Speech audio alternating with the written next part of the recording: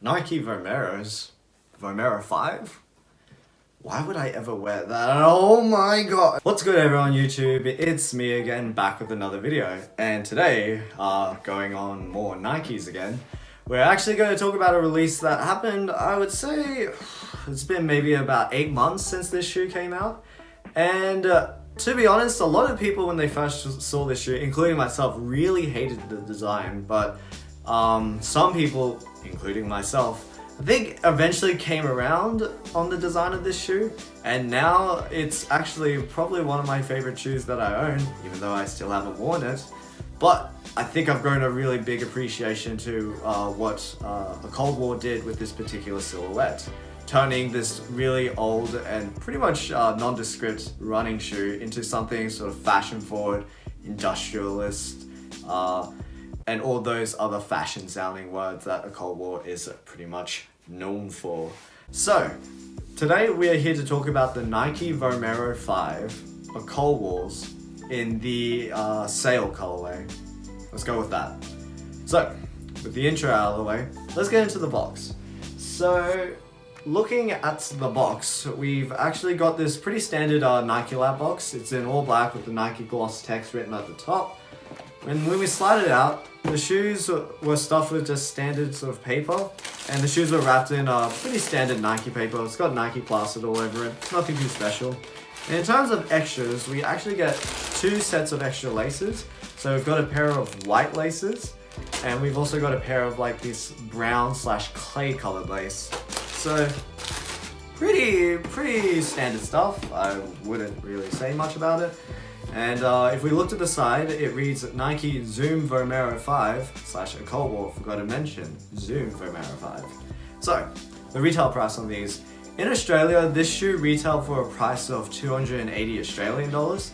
I spent a long time searching for a better price, but eventually could never find it, so I ended up just buying them at retail anyway. I'll put the conversion here. And for 280, to be 100% honest, like the fact that they can bring back like a shoe that's it's about like 6 models obsolete or something like that. I don't even know. I think they're up to the Vomero 11s or whatever.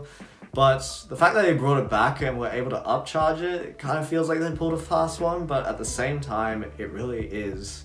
I can't explain it, but I'll try to explain it. So with the box out of the way, let's get into the shoes. And here we are. The Nike Zoom Vomero 5, the Cold Wars in the sail colorway. So pretty much, I'm just going to make it really easy for myself. I'm just going to say this is pretty much just a Vomero 5 with some Cold War details that we'll get into a little later. So we've got like the sort of swoosh, the rib texture, the same overlays that a Vomero 5 would have, the same general shape in the toe box. And the midsole is pretty much the same. We've got the same Cushlon foam, Zoom airbags. I'm not too sure where they are in this shoe. And then we've got the same sort of outsole pattern that regular Vomero 5s are known for.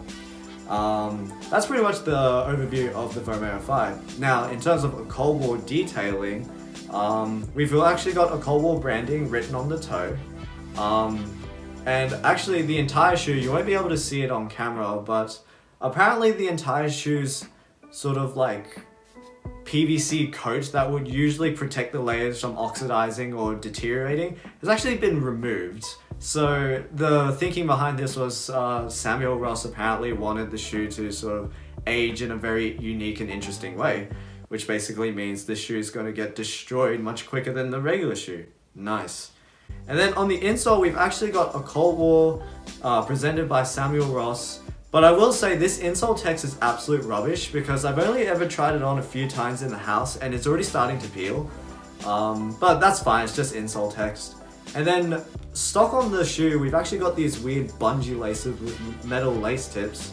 I feel like that's a bit of a Cold War detail that was added. And now time to address the elephant in the room actually. The absolutely giant and rather pointless brick at the back of the Cold War Vomero 5. So on the back of the left brick it actually has the Cold War logo, and the back of the right brick it actually has the Nike logo.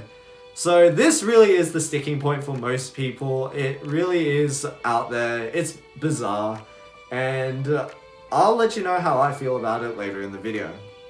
Now, in terms of sizing, I actually had a chance to try this in a 9.5 and a 10. And I'll just say right now, the shoe fits true to size. So for me, I am usually a 9.5, a US 9.5. I bought these in a 9.5 and they fit me great. Now, in terms of comfort, despite the fact that this is an obsolete running model, it's still quite a comfortable running shoe. I wouldn't run in these, but it's still quite a comfortable shoe to just stand in. The cushion has this nice squish to it. I can sort of feel the Zoom Air, at least I think in the heel, if there is Zoom Air there, but I feel something. And this upper really, Jesus. The upper actually is really quite breathable and quite flexible despite the fact that it's got all these overlays.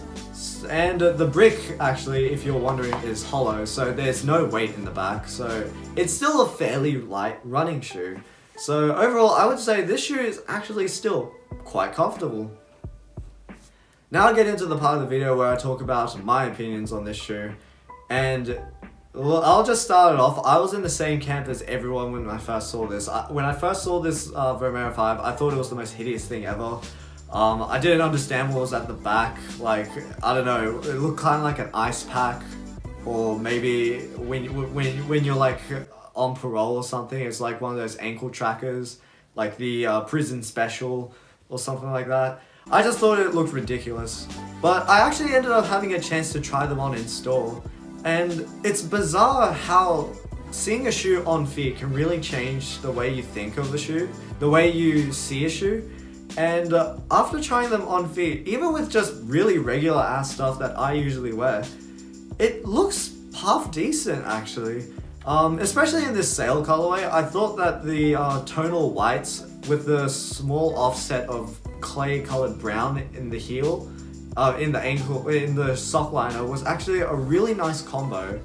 And the brick, while it looks really absurd when it's just sitting around, and it still looks absurd on feet, it just kind of like fits, to be honest. And actually it kind of matches the overall silhouette of the Vomero 5. If you just look at the toe box is actually quite squared off already. So it kind of feels like a natural extension of what the Vomero 5 could be. So it just looks like a rectangle on your feet. Interesting look. I like it, but I know why people don't like it, but I'd love to hear what you have to say. And with that, we've come to the end of another video. Now, I'd love to hear what you have to say about the Nike Zoom Vomero 5 Cold Walls in this sale colorway. And out of the Cold War collaborations that have come out so far, which is your favorite? So for me, honestly, I'd say this is probably my favorite Cold War collaboration from Nike that I've seen up till now. I know that there's a Cold War Air Force 1 High that's like stupid limited, but I actually don't think they look all that great. I feel like this definitely sticks out more and is definitely more wearable, but I'd love to hear what you have to say. Like the video if you like the video, dislike the video if you dislike the video, and if you like more sneaker content, please consider subscribing to the channel. I'm not really good at doing my own self-marketing, but hey, there you go. I'll catch you guys in another video.